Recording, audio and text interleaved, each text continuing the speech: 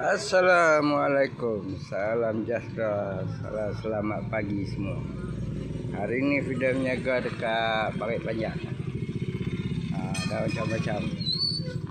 Ada cincin stainless steel, ada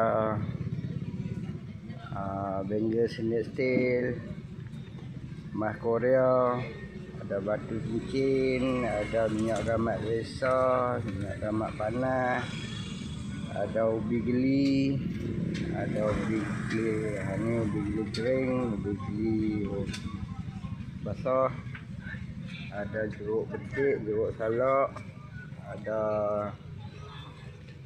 ayak ubi geli, putih RM10, putih besar, ada coklat di Jepang, ada ayak ubi geli putih kecil nama dia.